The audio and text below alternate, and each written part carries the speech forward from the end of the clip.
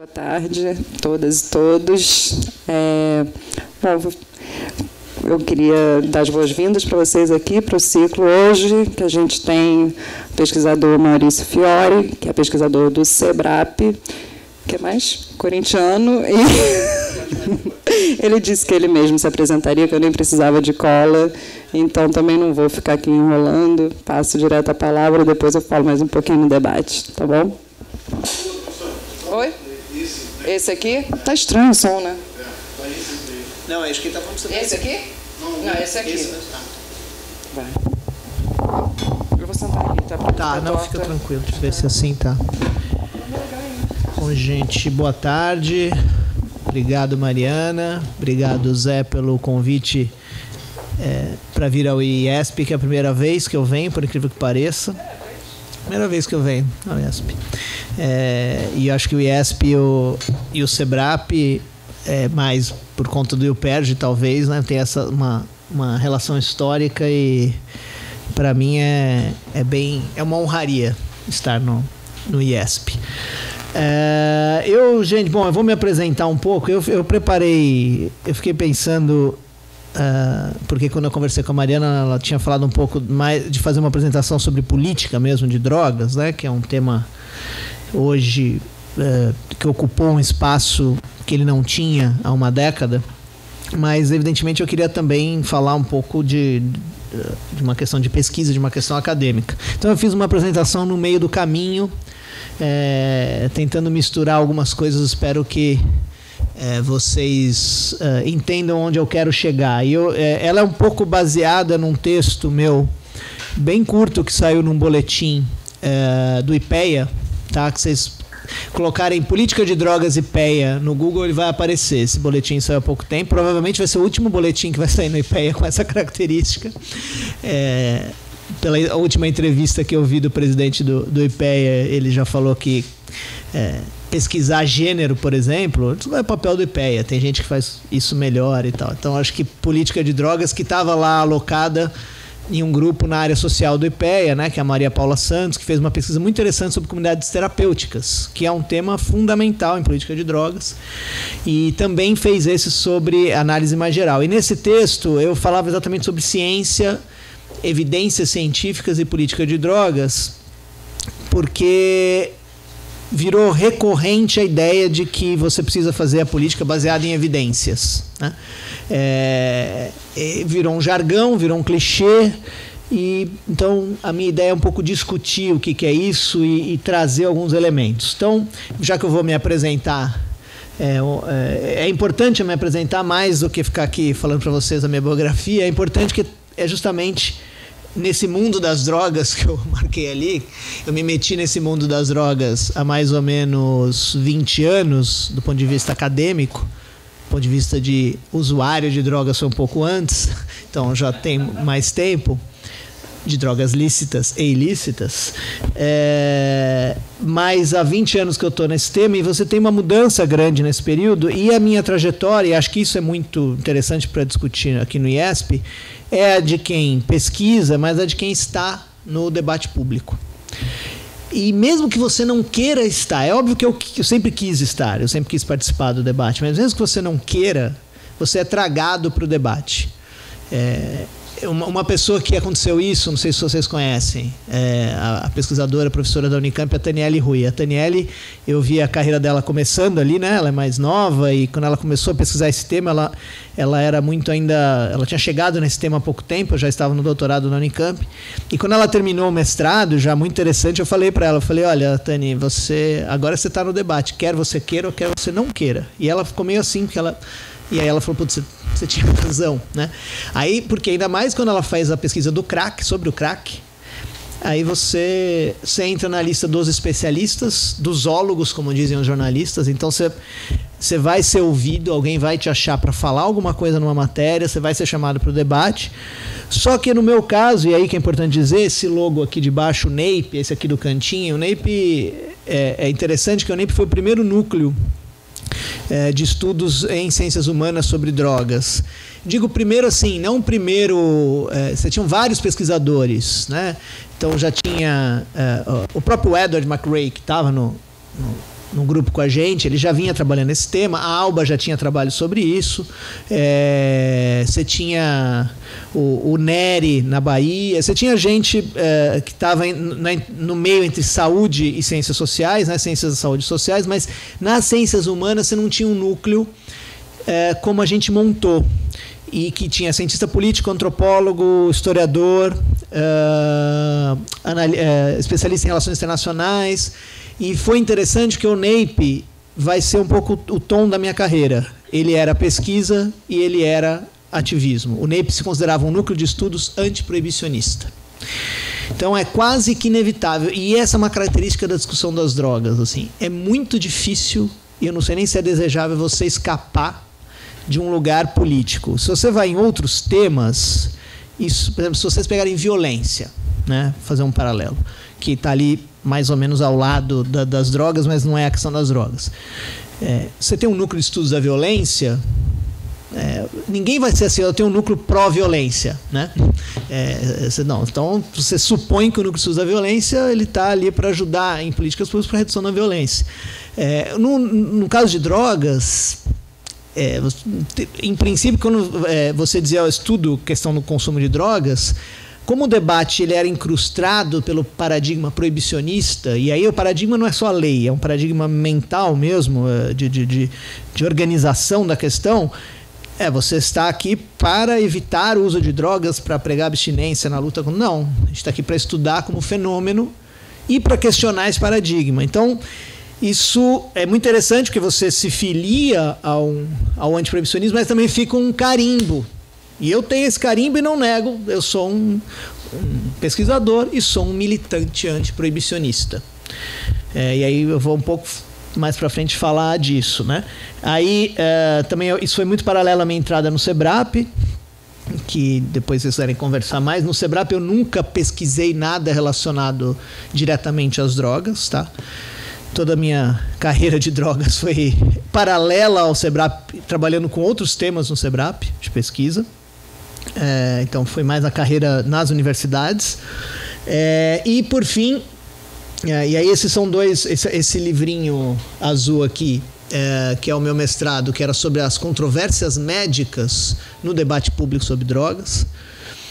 Então vocês veem que o meu interesse, além de estar no debate público, era questionar como se dava o debate público sobre drogas, como os atores se posicionavam nesse debate, sobre que trilhas lógicas e argumentativas o debate se dava.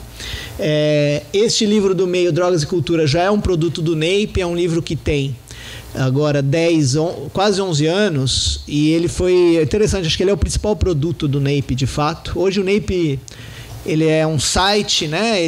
A gente se encontra pouco, ele cresceu muito, o NAPE tem mais de 100 pesquisadores, quase 100 filiados, mas a gente perdeu a organicidade. Antes a gente tinha realmente um grupo de estudo que se encontrava, discutia, produzia, organizava evento. Hoje tem outros, cada um está em outro tipo de ação, mas esse livro foi interessante, e esse livro eu sou obrigado a contar que esse livro foi ele foi alçado de nova fama. Ele tem uma característica que ele é prefaciado pelo ministro da Cultura da época, que era Gilberto Gil, junto com o Juca Ferreira, que era o secretário executivo do governo. E ele foi alçado à fama no final do ano passado, porque o filho número 3 do excelentíssimo presidente foi conhecer a Granja do Torto e lá encontrou este livro na biblioteca. E eu acho que ele não está muito habituado a bibliotecas e tal, e aí ele estava ali passeando e viu drogas e pegou e falou, que beleza, olha aqui, vamos usar droga e tal, e gravou isso bombou na internet. E se ele tivesse aberto o livro e visto que era Gilberto Gil, aí a coisa teria sido, né? E vocês estão vendo que tem o logo do Ministério, o livro foi apoiado pelo Ministério. A Plataforma Brasileira de Drogas, aí já é um campo do ativismo mesmo, criada em de 2014 para 2015, posso falar mais sobre ela depois, mas acho que aí ela é um amadurecimento do debate, é quando você tem várias instituições, coletivos de diversos campos do saber entrando na política diretamente para tentar reformar a política de drogas no Brasil, né?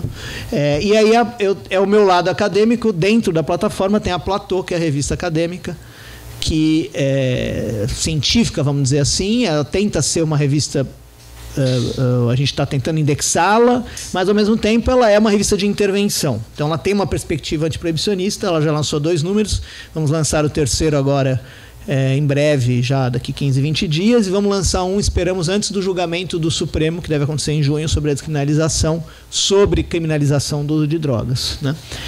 Então essa minha apresentação é para vocês um pouco perceberem esse lugar muito ambíguo de especialista e militante, e se torna ainda mais ambíguo pelo fato de eu ser um pesquisador de ciências sociais, em um tema que é notadamente dominado pelas ciências da saúde, tá?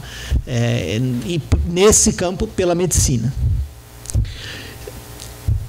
Isso não é um problema em si, mas traz ao debate muitas questões. Isso vem mudando ao longo do tempo, inclusive o meu mestrado foi justamente para mostrar que a medicina não se configura como um discurso unívoco sobre drogas, mas evidentemente que cria questões complicadas, como, por exemplo, eu trouxe aí o nosso ministro Osmar Terra, num evento, isso eu não estou falando de 10 anos atrás, num evento que eu estive mês passado, no Conselho Federal de Medicina. Eu estava convidado para uma mesa para trazer o olhar das ciências sociais. E aí na mesa inaugural havia médicos e um promotor. O ministro é um médico também. O ministro Osmar Terra, ele é pediatra de formação e tem um mestrado em neurociência. E é um exilado político, inclusive. E mais de uma vez foi dito pelos médicos e pelo ministro assim: olha, temos que discutir política de drogas baseada em evidência científica, em ciência de verdade. Não é para ficar com especulação, com filosofia, com sociologia.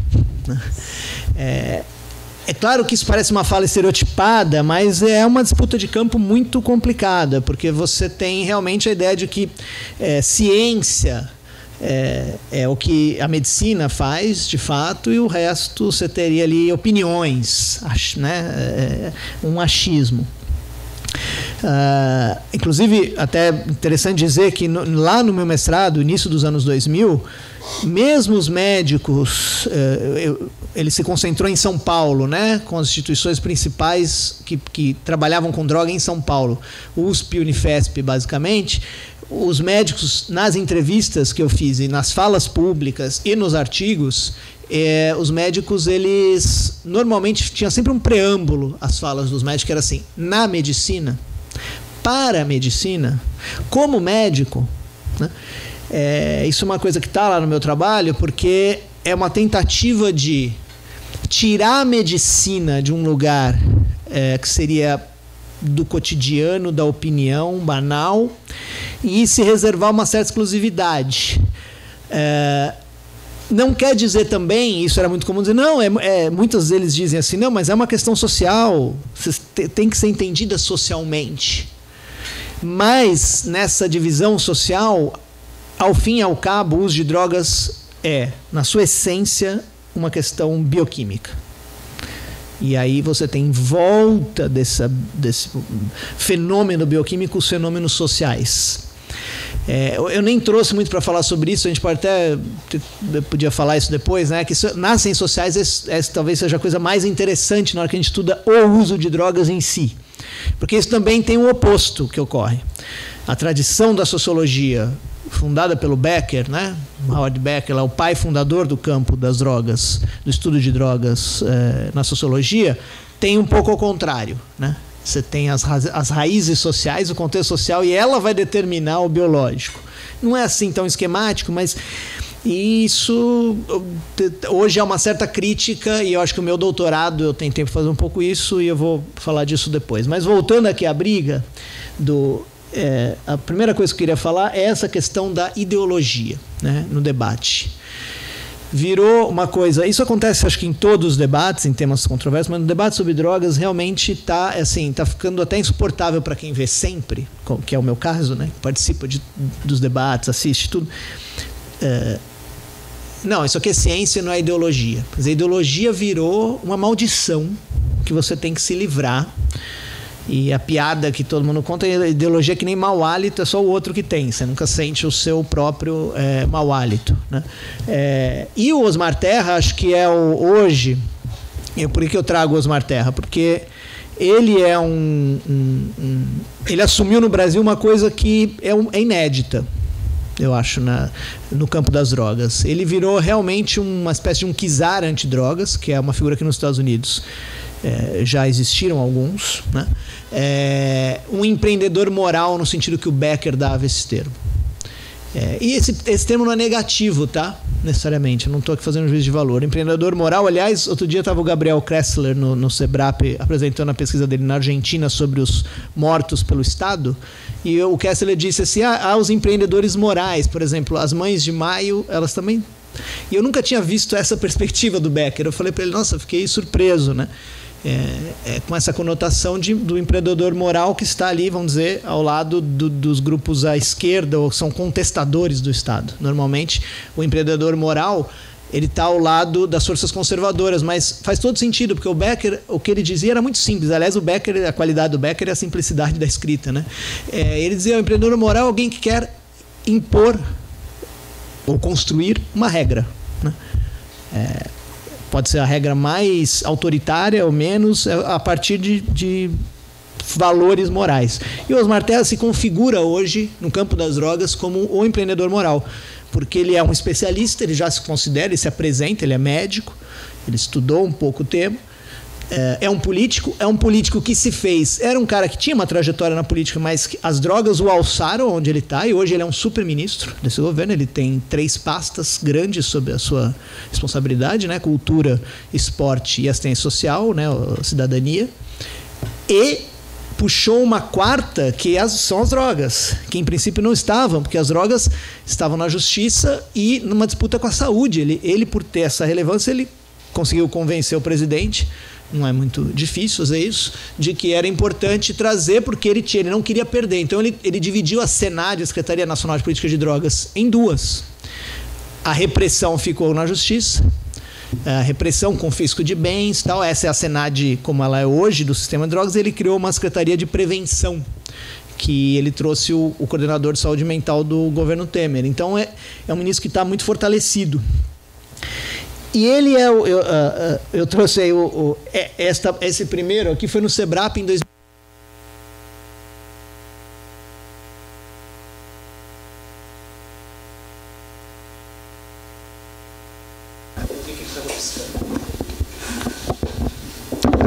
Ele foi ao SEBRAP ainda como deputado, autor do projeto de lei que altera a legislação sobre drogas, e debateu comigo, eu ali como pesquisador do SEBRAP, enfim, a gente faz com a folha meio contra e a favor, né? Assim, tem um lado de fazer um debate mesmo, mas não uma polêmica, mas tem essa característica. E ele apresentou um PowerPoint que é mais ou menos o mesmo que ele apresentou mês passado no Conselho Federal de Medicina, né? E vocês podem ver que é o mesmo slide, eu trouxe, tá? Nem sempre as políticas públicas e as leis correspondem ao conhecimento baseado em evidências. Ideologias e preconceitos podem influenciar e causar tragédias em grandes escalas. Ele apresentou o mesmo PowerPoint, a mesma frase, só que agora já com o ministro, só que ele deu exemplos diferentes. É muito interessante, ele usa exemplos históricos russos sempre. Então, no caso, ele usou o Lysenko, ele no SEBRAP, que o Lysenko, vocês provavelmente nunca ouviram falar, era um lamarquiano, né, que, ligado ao Partido Comunista, que ele fala que causou tragédia, porque acreditava que o trigo, se fosse colocado no frio, ele ia aprender a crescer no frio, o trigo não cresceu, matou as pessoas de fome e tal. E o Chikatilo, que era um psycho killer lá da União Soviética, que ele também disse que, como o partido não tinha o conhecimento científico, dizia que lá não tinha psicopatas, e com isso não prenderam o Chikatilo, ele matou dezenas de crianças, né? E por que essa anedota? Porque a ideia do Terra, e é curioso isso, é uma visão de ideologia negativa, que, me corrijam os teóricos, é a visão marxista de ideologia, né? Ela tem uma origem, a perspectiva de que a ideologia é uma câmera invertida da realidade, é uma visão que está ela é nublada, ela é opaca, porque ela já está localizada a partir de valores, ou, no caso do Marx, de um lugar de classe, né, de uma situação de classe. Ela é marxista, e a origem do Osmar Terra, inclusive, ele foi do Partidão, né? E ele fala, quando vai defender a política de drogas, que ele diz que é científica, ele diz o critério da verdade é a prática, que é uma construção marxista, né? Curioso, assim, mas para além de pegar um equívoco ou uma contradição na fala, o que eu queria colocar como primeiro ponto para vocês é uma ideia, que aí é uma posição minha, equivocada, de que as evidências científicas são capazes de produzir política de drogas. Ou seja, se você vai, no debate sobre a política, você vai contrapor evidências, e quem tiver a evidência científica mais rigorosa vai desenhar a política de drogas mais indicada. É uma perspectiva tecnocrática, mas assim, rastaquera, né? É uma anulação da política. Tá? O problema é que isso não está só do lado que nós chamamos de proibicionista, daqueles que querem regras mais duras com relação às drogas. Ela também está do lado de todos os lados do debate. O debate ele fica em torno das evidências. É evidente que a política tem que ser baseada em evidências. Ninguém aqui está se colocando o contrário à evidência científica, longe disso, mas você tem que saber o lugar da evidência, até onde a evidência pode chegar, e onde começa a política e onde começam os valores. Eu trouxe um exemplo aí de um gráfico que é muito usado no campo antiproibicionista. Vocês já devem, quem acompanha o debate sobre drogas, deve ter visto esse gráfico, talvez com uma outra versão dele. Esse é o que tem mais cores, mas cada ponto desse está muito pequeno, vocês vão ver, é uma droga. Lá no canto está o álcool, as que tem as maiores colunas são álcool e heroína. Aqui embaixo tem cogumelo, LSD e êxtase e outras drogas. Esses são os danos causados pelas drogas. Seriam causados. Cada cor é um tipo de dano. E aí a divisão que vocês podem ter visto desse gráfico é danos para si, danos para outros. Esse paper é de um grande especialista que liderou as pesquisas, chamado David Nutt, é um neurocientista do Imperial College de Londres. Ele foi o secretário nacional de drogas até ser demitido na Inglaterra, porque ele fez um relatório para o governo inglês dizendo que usar êxtase era menos perigoso que andar a cavalo, e demonstrava isso estatisticamente, e foi demitido depois disso.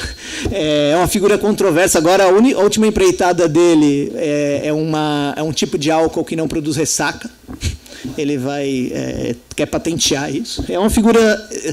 E ele fez esse esforço incrível, que ele juntou experts do mundo, mas principalmente do mundo anglo-saxão, para estimar os danos causados pelas drogas.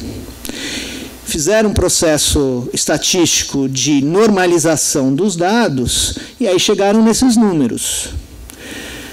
Esses números têm muito a ver com o que a gente já sabe sobre drogas, com os danos que as drogas já causam, ou seja, então, por exemplo, o álcool. É evidente que o álcool, a gente sabe da extensão do dano no consumo de álcool, seja fisiológico, seja social, né, os potenciais de dano, mas ele é muito mais usado que cogumelos.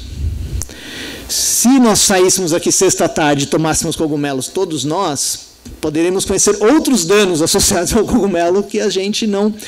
Então, quer dizer que esse dado não vale? Não, mas isso passou a ser usado no antiproibicionismo o tempo todo, dizendo assim, está vendo? O álcool é legalizado, olha o que ele causa de dano. Onde está a maconha? A maconha está aqui mais ou menos, ela está aqui no meio, assim, mas para baixo. E várias vezes eu já discuti isso na militância. Olha, gente, isto é uma evidência, não dá para dizer que não é uma evidência, mas é uma evidência limitada. E isso aqui não pode produzir na gente a evidência deu a política, né? Seria assim, ou proíbe o álcool, ou legaliza todas. O militante antiproibicionista, em princípio, ele defende legalizar todas, em princípio, tá? Assim, como sob diferentes regras. Só que não pode ser esse o único parâmetro. Então, eu trouxe esse exemplo, não é só como uma má utilização, é que é um debate calcado o tempo todo numa ideia de evidência que vai ser o pulo do gato. Sai uma pesquisa nova, então, por exemplo, nos Estados Unidos, hoje o Terra fica dizendo onde legalizou a maconha, morre mais criança envenenada com maconha, que come o pirulito de maconha.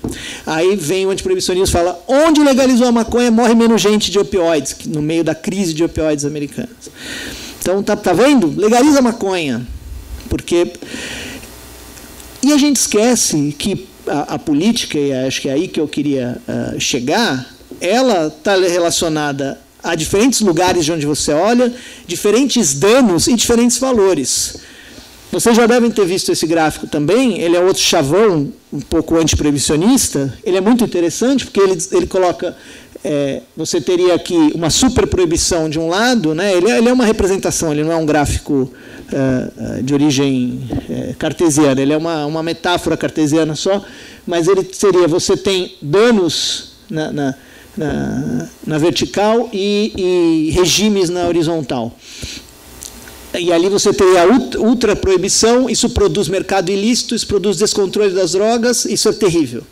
Do outro lado, a super legalização, vamos dizer, a super descontrole do Estado, que é mais ou menos o que a gente vive com o álcool no Brasil. O álcool no Brasil estaria mais ou menos um pouco para cá.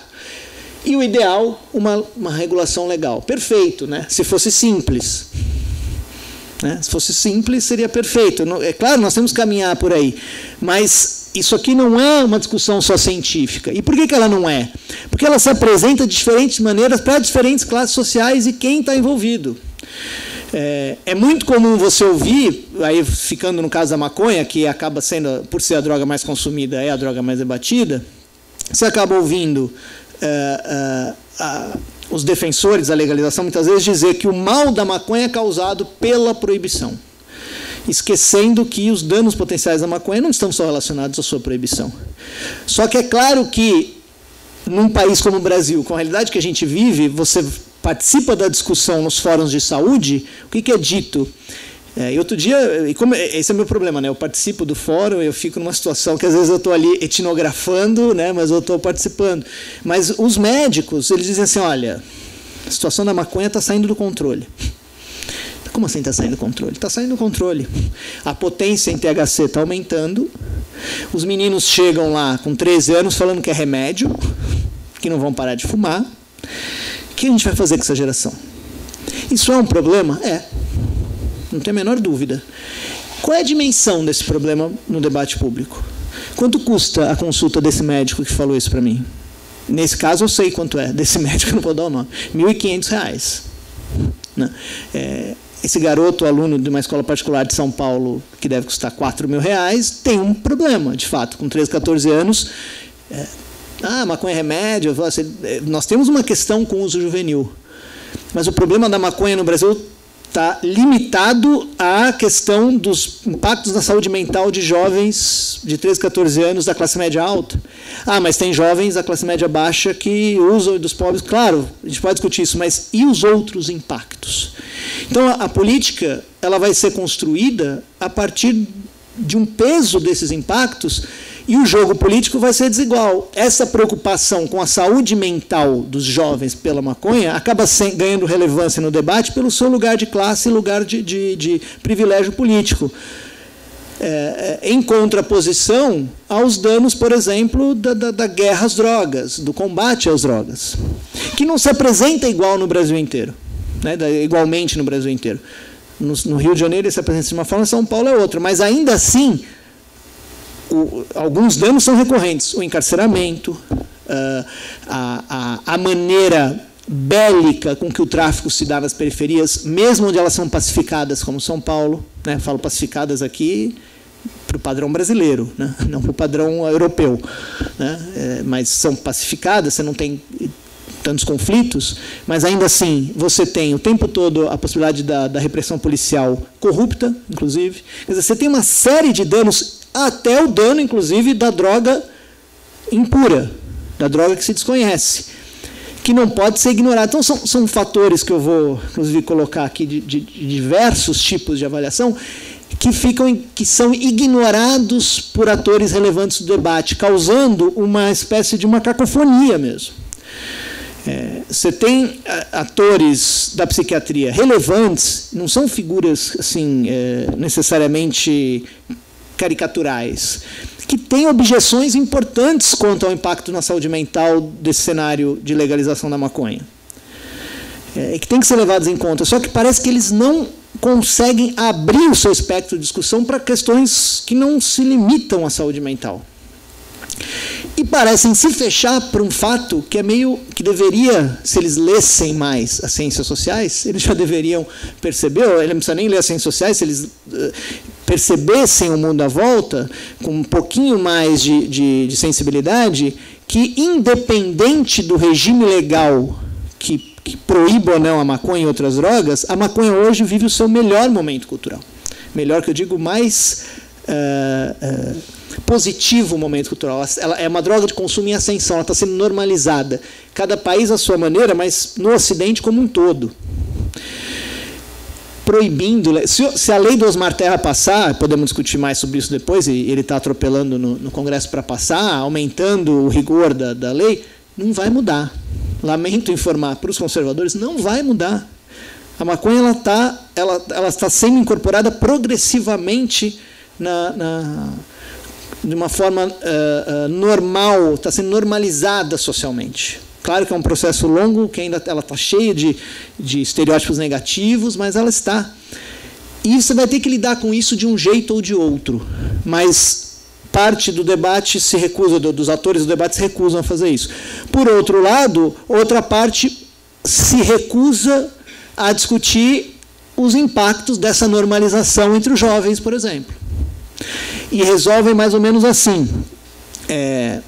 Não, hoje a maconha é acessível para todo mundo, né? Porque o dito traficante não pede RG. Né? É verdade. Então, se a gente legaliza e regulariza, os jovens não vão ter acesso, que a gente vai colocar com 18 anos. Aí você olha o álcool. Tá bom. Né? É claro que regular uma droga, e essa é a minha posição, você cria outros mecanismos de barreira. Mas você não pode ser, do ponto de vista antiproibicionista, um legalista e dizer que as coisas também vão ser resolvidas simplesmente porque a lei permite que elas existam. Isso também é muito frequente. Então fica um debate muito simplista de lado a lado, tá? Eu não estou me tirando dele. Muitas vezes, o que acontece? Ele foi tão conflagrado nesses últimos anos, que até vou falar isso mais para frente, coisas que não deveriam ser opostas, como redução de danos e abstinência, acabam sendo. Está tudo num terreno bélico. A tal da polarização, a gente nas drogas está polarizada há muito mais tempo. A gente podia até dar umas dicas para o pessoal que estuda agora o contexto político. Esse paper, que o Nutt é um dos autores, você vê que eu não falo só que o Nutt é um maluco, o Nutt ele tem essa característica, ele é uma grande figura, e ele, com essa equipe toda, ele não é o autor principal, eles partiram para a ideia da avaliação. Não sei se vai dar para ler, se ficou pequeno. Muitos critérios possíveis para você analisar e avaliar uma política de drogas. E provavelmente não é um jogo de ganha-ganha, na maior parte das vezes. Você perde. Você quem? O que seria algo positivo do ponto de vista da sociedade. E aí, nas drogas, isso parece causar espanto. Pô, mas você vai ter uma política que pode aumentar o consumo? Pode. E você reduz outro tipo de dano na ponta. Isso é feito para diversos campos. Né? Se você pegar a mobilidade urbana, são 40 mil mortes ano. Se a gente proibisse o uso do automóvel, a gente reduzia no mínimo a metade disso. Mas qual vai ser a perda? Está proibido o uso de automóvel no Brasil. Né? Então, política pública, e pensar no sentido amplo, não uma política, mas a política geral sobre drogas, ela vai ter que lidar com uma certa escassez de bem-estar aí. Se eu proíbo o álcool ele é o álcool e o tabaco são os dois grandes causadores de danos do ponto de vista de saúde pública. As evidências demonstram isso. Há consenso sobre isso. Há consenso. Algumas coisas proibicionistas concordam, mas até nisso eles não conversam, é interessante. Mas há esse consenso. Mas aí o que você faz? Você proíbe o álcool? Olha como o debate ele fica tosco cientificamente. Quando você tem um certo consenso de que é danoso o tabaco e o álcool, e que você tem que regular, o que os proibicionistas dizem? O tabaco, nós tivemos uma boa política porque ela foi no sentido da proibição. E aí nós tivemos sucesso. É uma visão de... e aí eles ignoram que, na verdade, quem está defendendo a regulamentação você não tinha regulamentação com o tabaco. E, normalmente, as propostas mais sérias de regulamentação, elas estão dizendo, eu não quero que o Estado se ausente, eu quero que o Estado se coloque. Eu escrevi um texto para o Nexo uma vez que falava assim, não pela ausência do Estado, mas por mais Estado, não por uma não política de drogas, por uma política de fato. O álcool, por exemplo, tem uma ausência do Estado. O tabaco teve uma presença. Ela foi restritiva? Foi, mas ela foi restritiva até o ponto, em alguns lugares passou, talvez, mas assim, não foi proibido. Aí ela não causou, do ponto de vista da segurança pública, um problema. Está causando agora. E aí vem essa é uma característica importante da política de drogas, ela é muito dinâmica. O que está acontecendo no Brasil? Crescimento vertiginoso do mercado ilícito de tabaco. Os produtores dizem que passa de 50%. O mercado já é contrabando. Não sei se os dados são muito confiáveis nesse ponto, mas realmente tem muito cigarro contrabandeado e muita gente começou a ser presa. Qual é o cuidado agora? É desenhar uma política que não jogue fora os nossos avanços com o tabaco. E o que é o avanço? Tem consenso, diminuição de prevalência de uso de tabaco. Diminuição é o fim? Não, a gente caiu 50% em 20 anos. É muita coisa, mas tem muito fumante. Aí você tem que fazer um balanço, eu quero que acabem os fumantes? Não, aí é uma proposta autoritária. É nesse balanço, o famoso trade-off do clichê corporativo, que parece que é ignorado no debate sobre drogas. Parece que tem sempre saídas que você vai apresentar de ambos os lados. Eu vou dar as evidências que isso aqui produz o melhor resultado. Melhor resultado em que nível? Se parar a guerra no Rio, a guerra que vitimiza a gente todo dia, para mim é um ganho que não pode ser desconsiderado. Até porque os garotos continuarão fumando maconha, com guerra ou sem. Então, você também tem que considerar isso. Né? Eu não vou passar um a um desses, mas a tentativa do Nutt aqui, e ele, nesse paper, ele faz uma comparação entre a política de álcool e a política de maconha, colocando cenários possíveis. E ele avalia, por exemplo, no caso do álcool, que você tem que caminhar numa restrição. E no caso da maconha, uma regulação estrita. Isso é uma produção de evidência, mas também está longe de decretar o que tem que ser. Mas o que eu acho mais interessante são os critérios que ele coloca, que são ignorados no debate. Tá? Isso acaba acontecendo nesse debate, eu não vou passar, para vários temas. Essa ideia do que... Nossa, esse capaz aí, pelo amor de Deus, desculpem. Isso é o avião pousando e eu terminando coisa. Eu não sei... Faz conta que é Copas, vai... Nossa Senhora, que horror. Capaz, né? Não, esconde, eu vou para... Vamos lá para maconha, só vamos falar aqui, ó. Vai, esqueçam capaz aí. No campo da prevenção, por exemplo, o tempo todo é vendido uma ideia de que o caminho é a prevenção. Aí você vai olhar evidências, elas indicam poucas coisas. Hoje em dia você tem um campo que é a ciência da prevenção. Se autodenomina assim, pelo menos. E, de fato, você tem um conjunto de metodologias que tenta avaliar com rigor políticas de prevenção. O campo antiproibicionista aposta muito que a melhor prevenção e coloca isso como uma vertente iluminista, vamos dizer assim, é de que educação. Se a gente falar para as crianças assim, olha, criança, assim, tem um negócio, uma plantinha, chama maconha, né, foi chamada de cannabis, é usada há mais de 10 mil anos, e aí às vezes o papai fuma, a mamãe não gosta de fumar, e aberta, olha, se você fumar, você pode ter bad trip, também não é legal. Os médicos recomendam que você não fume antes dos 22, 23 anos. Pronto, ela vai aprender isso e vai ficar todo mundo feliz. Né? A Associação Canadense de Pediatria, na hora que o Canadá decidiu legalizar, eles fizeram uma moção dizendo: a gente ainda não está certo se esse é o melhor caminho, mas já que vocês vão fazer, está aqui as nossas recomendações. E uma delas é só a partir dos 25, por favor.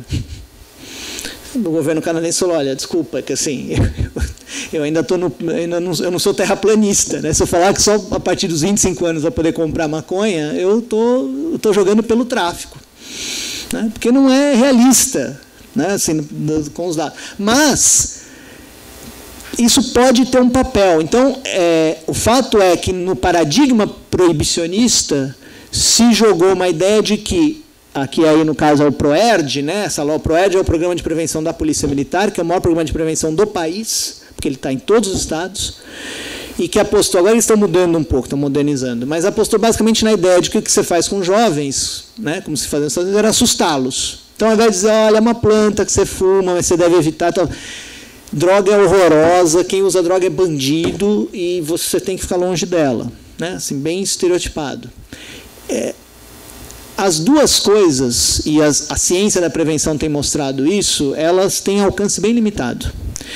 É muito fácil uma política de prevenção, mesmo que ela seja menos proibicionista, que ela acaba sendo iatrogênica. Não sei se vocês já ouviram esse termo, que vem da medicina, é quando você quer fazer uma coisa para melhorar a saúde, né, e você termina causando mais danos do que você queria promover de benefícios.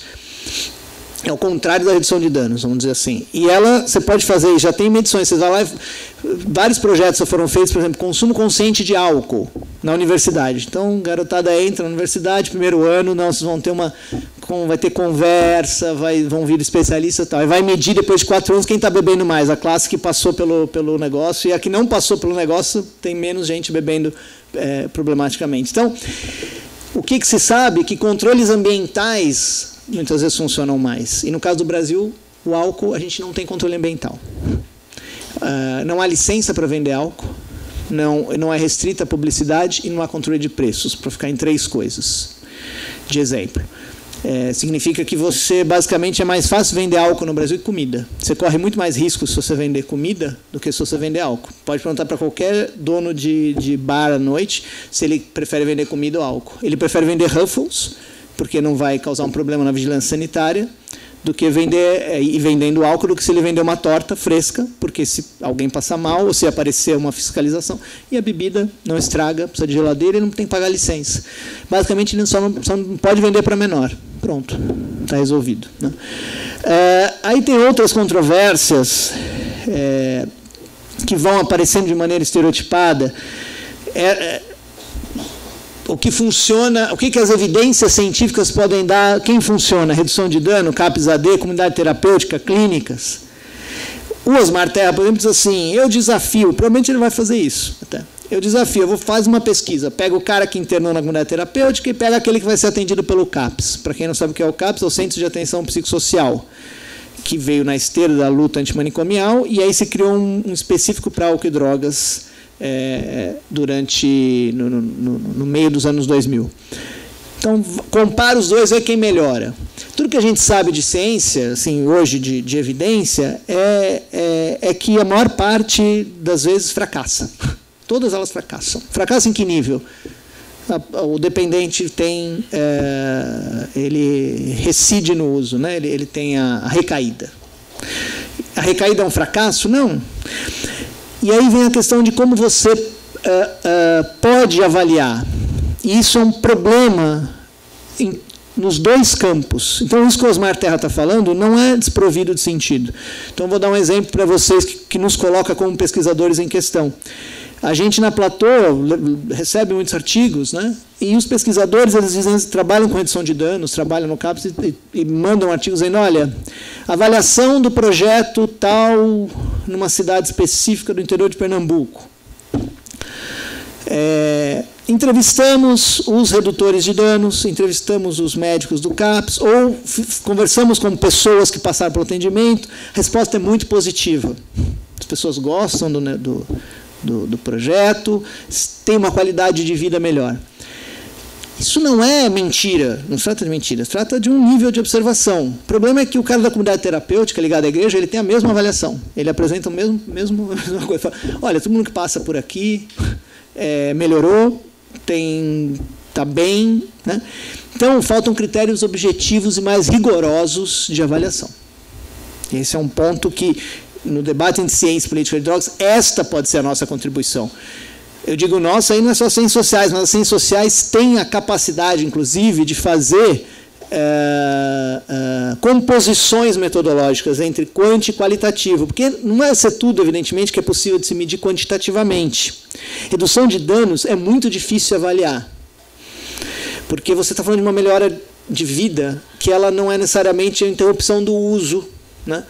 É difícil, mas o que não pode é ficar preso na avaliação de processo, que é o que acontece, a avaliação de processo. Então, eu vou avaliar o IESP. Aí eu pego, vocês estão felizes? Aqui, então tá tudo bem. Quer dizer, você tem que ter estudo longitudinal para você seguir. Eu e a Taniele fizemos uma pesquisa no Braços Abertos, que era o programa da Prefeitura na Cracolândia. Ali não era longitudinal, a gente fez uma avaliação que a gente chamou de preliminar, que era em um tempo só. Os próprios usuários relataram para a gente que estavam melhores, na maioria. Tinham várias indicações, mas aquilo não era uma avaliação definitiva. E nenhum projeto, praticamente nenhum projeto no país, ele é pensado e já pensa na sua avaliação, planeja a sua avaliação. Os projetos de prevenção do Ministério da Saúde no governo anterior foram que quebraram isso e se avaliaram, o que é interessante, que eles descobriram problemas e estão refazendo. Eu já estou estourando o tempo, né? E tem mais uma coisa que a gente pode discutir depois, que também cai nesse nível de, eu não vou ficar falando polarização, mas numa coisa muito que ela interdita o debate, que é a própria noção de dependência. Primeiro que há uma certa simplificação do debate que coloca a dependência como o único dano possível causado pelo uso de drogas.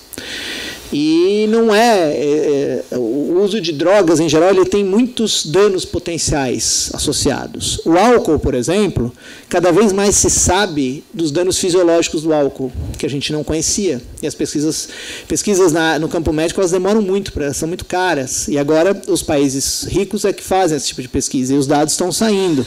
E mostram cada vez mais, por exemplo, a Inglaterra, os Estados Unidos estão diminuindo o que eles chamam de margem mais segura. Segura mesmo não tem, mas mais segura para consumo de álcool, né? 2 unidades por dia para homem, 1 para mulher, mais ou menos, isso na Inglaterra.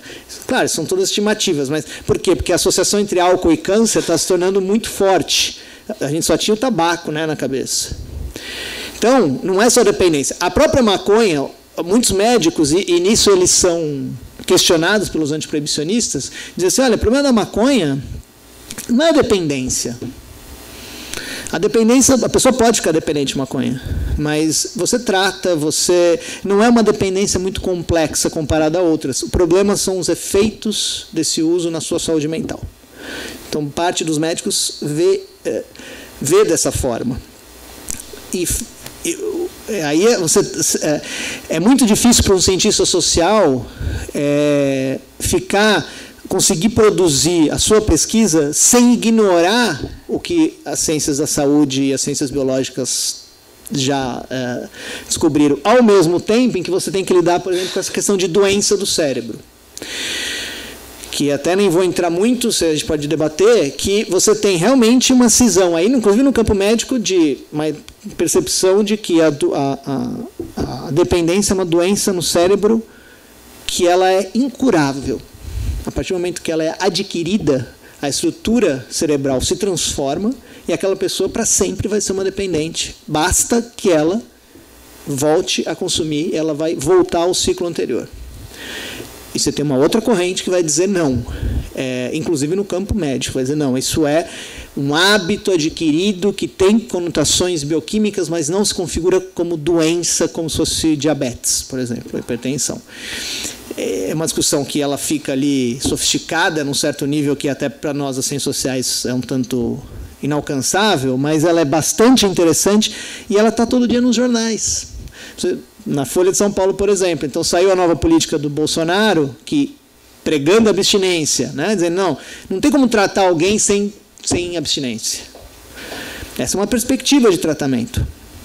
O Hélio Schwartzman, colunista da Folha, falou, não, essa política está errada, porque para algumas pessoas é assim, mas para outras não, você pode reduzir. Aí veio o Rui Castro, né? Como um ex-dependente, diz, não, está tudo errado, quem está certo é o Bolsonaro, vocês estão errados. Quem está certo é o Osmar Terra e a política do governo, porque eu, como dependente, eu sei. E o que ele diz? Ele fala, tem gente, a maior parte das pessoas vão beber mesmo, não vão ter problemas. Nisso vocês têm razão. Só que quem tem problemas como eu, não pode beber. Não pode. É um doente, é uma doença do cérebro. Ele está transformando colocando o debate político uma briga que está lá, assim, está no campo científico, ele está traduzindo essa briga ali no sentido mais prático. E aí tem mais duas coisinhas só para encerrar. Eu acho que ficou meio caótica a minha apresentação, tentando falar de muitas coisas. Mais um agravante, até falei sobre isso, de como se discute a política a partir da evidência científica, né? Já até adiantei.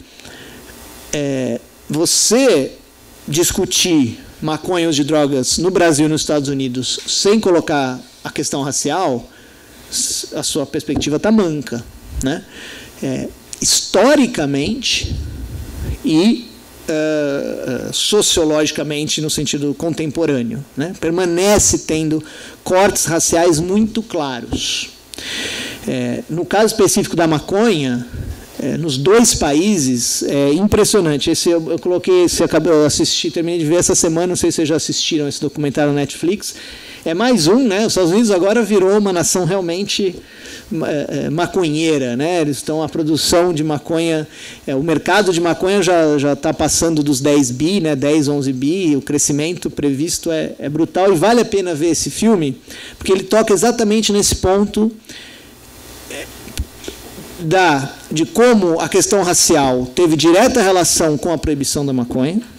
Isso é sabido por quem estuda o tema, mas acaba sendo menos discutido no debate. Mas como agora na legalização, o movimento negro americano não aceita que a legalização seja feita sem considerar as reparações, algum nível de reparação do que foi feito nesse século, né? Já tem aí, e principalmente, eles não falam século, eles colocam muito a guerra às drogas como baliza, então é 70 a 71, né? A partir de então do governo Nixon, que é quando você aumenta as prisões assim absurdamente. E essa discussão também está no Brasil. O problema é que os pesquisadores, nesse ponto, é uma situação delicada entre fazer política e fazer pesquisa, né? Até para pensar como a evidência ajuda a regulação. Não é simples pensar. Então, nos Estados Unidos, vou dar um exemplo, né? Os primeiros estados que legalizaram, eles fizeram de uma maneira assim, bom, é mercado, compra a licença, vê Colorado, né, que foi o primeiro. Vende a licença, você pode vender com determinadas regras, quem tem histórico criminal não pode participar. Então, já tirou assim, metade da comunidade negra do estado que tinha histórico criminal. Um contra-exemplo disso é a Califórnia, que agora está legalizando, que é muito mais importante que o Colorado, né? Assim, em termos econômicos, não dá nem para comparar, e que deu liberdades municipais, né? Os Estados Unidos têm essa loucura de organização que é muito difícil de comparar com o Brasil, mas em alguns lugares, como São Francisco, fizeram o seguinte, está todo mundo anistiado, todos os presos por uma questão anistiados com histórico criminal zerado. E vão receber incentivos para participar da indústria da cannabis. Agora, como isso vai se dar? Né? Em Nova York e Nova Jersey, agora, esse debate está avançando, e o pai do movimento negro diz assim, se não tiver isso, a gente não vai discutir. E aí, outro dia, tinha uma reportagem no New York Times muito interessante de um pastor dizendo assim, olha, aqui, um pastor do Brooklyn, dizendo, olha, negro, a minha comunidade aqui é muito dividida moralmente, 50% é contra, 50% é a favor. Então, é difícil discutir maconha aqui. Mas quando eu falo que vai ter reparação, que os impostos vão ajudar o bairro, aí eu tenho 80% de apoio, que é uma coisa interessante. Agora, no Brasil, essa discussão está colocada, eu trouxe aí o exemplo do Raul, e agora eu esqueci o nome dela, que trabalha junto com o Movimentos, não sei se vocês conhecem o Movimentos, que é um movimento que o SESEC assim, ajudou a criar, mas é um movimento basicamente de vozes da favela que vão falar sobre política de drogas, é muito interessante. O Raul eu conheço pessoalmente, ele está sempre agora nos debates, e ele deu entrevista, e eu esqueci o nome dela, pedi desculpa para ela, mas os dois falam nesse documentário do Drauzio Varela, que saiu também essa semana. Mas aí tem uma coisa interessante da fala, que é uma fala dela que é muito forte, que foi para o trailer, inclusive, porque é uma frase muito impactante. Então, a turma lá do Drauzio falou, pô, essa é a frase que está 1 minuto de teaser, é essa que nós vamos jogar. Que ela fala, a favela fica com a guerra e a cidade fica com as drogas. Eu botei uma interrogação, por quê? Porque a gente sabe que a favela também fica com as drogas. Né? E a gente estava falando do Paulo Lins no almoço, por exemplo, o Paulo, a Alba e muitos mostraram como a favela fica com as drogas. O consumo de drogas se dá lá também. E que nós estamos falando de Brasil. Em São Paulo, não tem muita guerra, não sobre isso. Saiu na Platô um artigo, no seu último número, se vocês quiserem, vão ver lá, sobre na Zona Sul, histórico de mortes, pegando dados de mortes, onde ele aponta, né, fazendo ali uma etnografia com uma base epidemiológica de mortes. Né? É um texto que não é assim conclusivo, mas uma coisa que se sabe, quem trabalha em São Paulo mostra que o que mata em São Paulo são os caras relacionados a assalto. O tráfico de drogas mata pouco em São Paulo. Seja no conflito entre traficantes, por quê? Porque nós temos um troço que chama monopólio, né? Você não tem conflito entre facções, você tem alguns desacertos ali, e a repressão da polícia não se dá diretamente no tráfico. Claro, ela prende muito, mas ela não tem repressão bélica como vocês têm aqui. Então a polícia mata muito em São Paulo, mas ela mata principalmente sob o argumento do assalto. As drogas têm a ver com isso, e o artigo mostra, por exemplo, que a pessoa que usa muita droga, ela vai talvez começar a assaltar, mas você vê como é muito complicado para a gente construir, na base da desigualdade brasileira racial e econômica, um cenário de regulação. E como a ciência pode ajudar nisso? Quer dizer, como as nossas pesquisas nos diversos campos podem ajudar?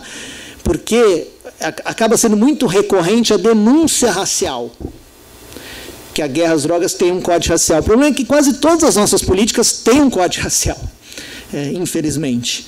E os cenários de regulação, eles vão ter que enfrentar isso. Ou a gente vai correr o risco de só conseguir avançar na regulação das drogas quando nós conseguimos resolver a nossa desigualdade racial. O que eu acho muito temerário, porque parte da nossa desigualdade racial vem pela guerra às drogas. Então a gente tem que enfrentar. A Platô até pretende lançar, se a gente conseguir financiamento do tio George Soros, para mais essa empreitada, um edital sobre isso, para que os pesquisadores produzam papers e pequenas pesquisas, né, com microbolsas, como pensar cenários de regulação, não só de maconha, não, de outras drogas, considerando a desigualdade racial e econômica brasileira. E de gênero também, as outras desigualdades. Tá? É que a racial é a mais gritante. Né? E, por fim, gente, eu juro que é o último mesmo, eu acho que é uma palhinha um pouco do doutorado, porque senão vocês pensam que eu só fico falando de debate sobre drogas e política e tal, acho que é uma parte mais interessante, mas eu também me interesso muito sobre o fenômeno do uso em si, como fenômeno social ser estudado pelas ciências sociais. E que é muito interessante como objeto socioantropológico. Tá? Vou falar socioantropológico para não ter brigas disciplinares aí. Eu nunca pensei nele como objeto da ciência política, porque aí estaria talvez naquilo que a gente discutiu até agora, mas do ponto de vista do fenômeno do uso, ele é muito relevante. Aliás, isso eu e outras pessoas colocam isso como muitas vezes a gente fica refém. Na hora que a gente vai estudar o uso de drogas nas ciências sociais, a gente fica refém da discussão política. Refém no mau sentido. Desde o Becker, Quer dizer, o Becker é um cara que ele estudava lá os maconheiros dele, né, os músicos e tal, e o tempo todo ele fala dos maconheiros, mas ele tem que dizer o desvio, a etiqueta do desvio, eles são chamados de desviantes. E às vezes ele fala coisas tão interessantes sobre o efeito da maconha, mas na hora que ele está falando, volta para o desvio. Eu chamei isso num trabalho de uma coisa meio pendular. Né? E quem está usando uma droga, né, que um sujeito, assim eu chamo, quem está tem um evento ali, né? Aí tem trabalhos que vieram mais recentemente sob inspiração dessa coisa pós-social do Bruno Latour, que eu não sou nem especialista e nem fã absoluto, mas que eu acho que colocaram questões interessantes, que olha, há algo de imponderável no uso de drogas. Imponderável, é um evento. Um sujeito usa uma droga, tem algo que vai se passar ali que ele não controla e a droga não controla, né? Essa substância não controla. Só que nós, das ciências sociais, sabemos que tem padrões, é isso que a gente vai buscar. Eu chamei o que as drogas produzem de agenciamentos, porque senão a gente fica muito preso a uma visão biológica de efeitos. E os efeitos, se você pegassem, quais são os efeitos da maconha? Aí tem uma listinha, vocês vão lá, vocês vão no site, vai ter olhos vermelhos, sensação de fome, mudança na percepção de tempo, tudo, nada disso é mentira, né? Como nós sabemos, não é que se trata de mentira, mas é uma aproximação de caráter epidemiológico de efeitos mais gerais.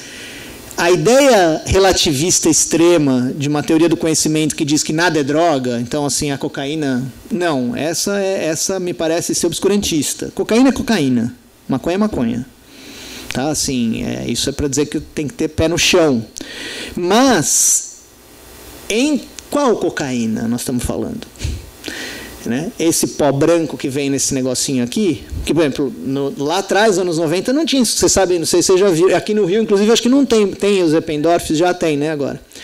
Isso aí chama Eppendorf, para quem não sabe, essas cápsulas. Isso é uma coisa de laboratório, né, que acabou, uma inovação de processo do crime brasileiro, que alguém falou, pô, isso é perfeito para guardar. Agora, tem outras inovações no mercado aí já. Agora tem os zipzinhos, enfim, tem várias...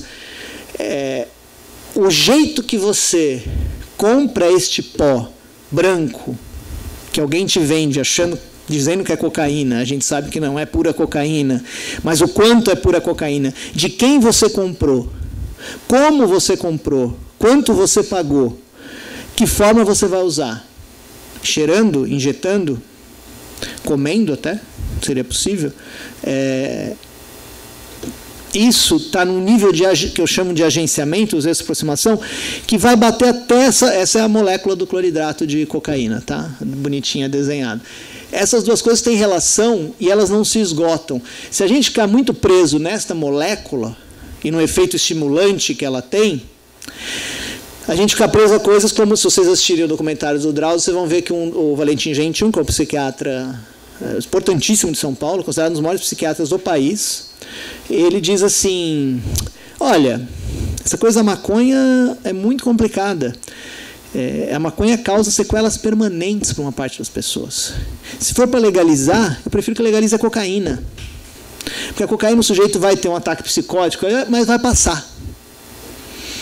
Quer dizer, ele está puxando o argumento para dizer o medo que ele tem com relação à maconha, mas ele está também, eu acho, e aí seria o problema, ele está ignorando o que está... A cocaína não é só essa molécula que produz esse estímulo, que em princípio realmente não deixa... por exemplo, na discussão médica, a cocaína ela não é uma grande causadora de abstinência, por incrível que pareça. Né? Os grandes causadores de abstinência são os depressores, opioides, né? Álcool. Mas quem já viu alguém na noia de crack é a cocaína fumada, sabe que, peraí, então não tem abstinência? Por quê? Porque isso não escapa da questão química. Né? Assim como a maconha, que também não é nem estimulante, nem depressora, está ali no meio, uma alteradora. Então, eu usei esse conceito de agenciamento para... Inclusive, eu acho que ele ajuda a nossa participação no debate público sobre drogas. Porque a forma, e aí eu encerro mesmo, que eu já passei muito do tempo, a forma como a gente vai propiciar a regulação, ela tem que considerar que os controles, e essa é uma contribuição nossa das ciências sociais, os controles não são só formais, eles são informais.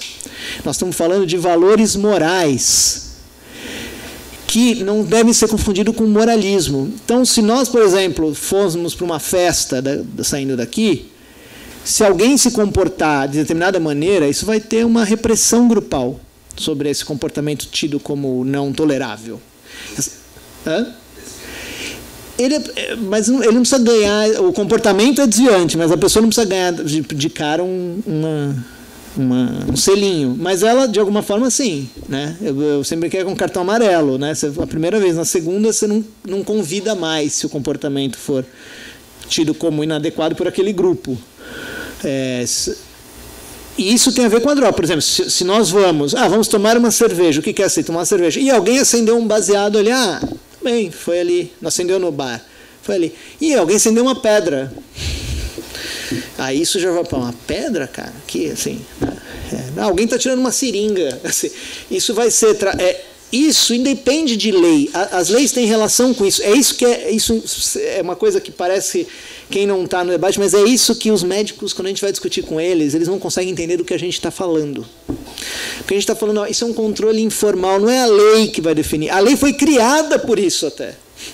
A maconha não está sendo legalizada nos Estados Unidos e aí vai todo mundo achar ela normal. Está todo mundo achando a maconha normal, por isso ela está sendo legalizada. Claro que é um jogo dinâmico, mas é isso. A piada nos Estados Unidos é que nos anos 60 todo mundo sabia que ia legalizar, porque todo estudante de direito fumava maconha. Então, quando eles ficassem velhos, eles iam ser políticos, diretores de empresa, eles iam legalizar a maconha. Né? E esse documentário mostra isso, os negros falando, agora ficou coisa de bacana, né? Nós ficamos 50 anos sendo presos, fudidos, e agora virou coisa de bacana. A dinâmica social é essa. Então a gente tem que considerar, e isso falta um pouco, esses valores, os controles informais e formais, e o papel do Estado onde entra.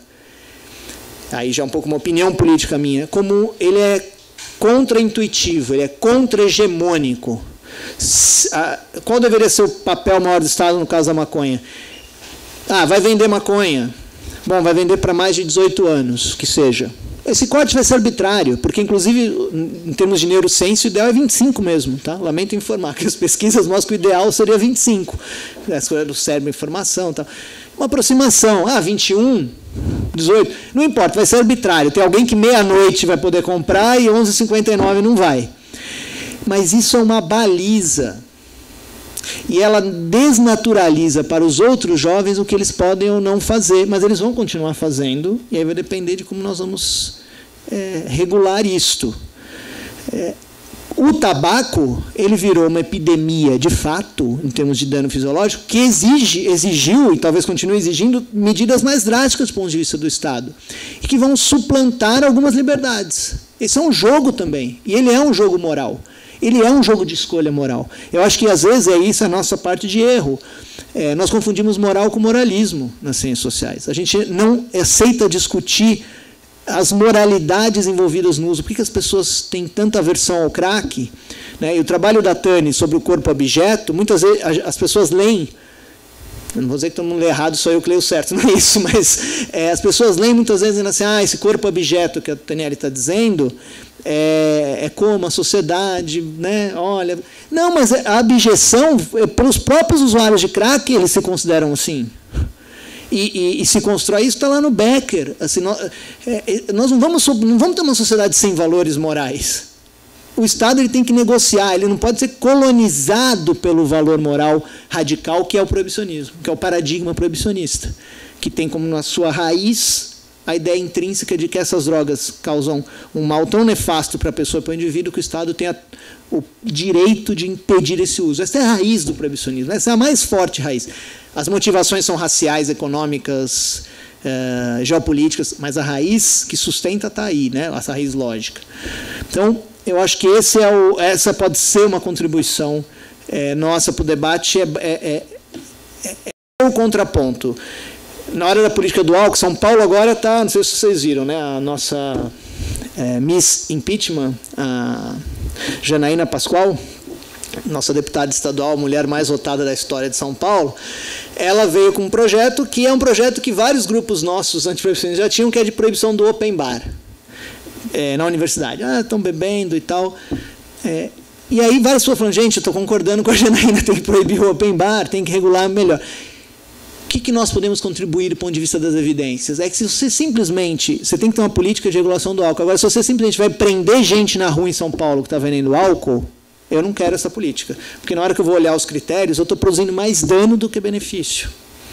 Na hora da balança, do meu ponto de vista. Porque você vai em São Paulo, na Augusta, que é o que eu chamo de Alcolândia, né? A Alcolândia ali, assim, da sexta, sábado e domingo, você tem hordas que chegam e você tem gente vendendo álcool de todo jeito na rua, com isopor e tal. Tem criança de 10 anos vendendo álcool para outras crianças com 10 anos. Né? Não é só criança que compra, é criança que vende. Aí, sempre o Estado vem com a discussão.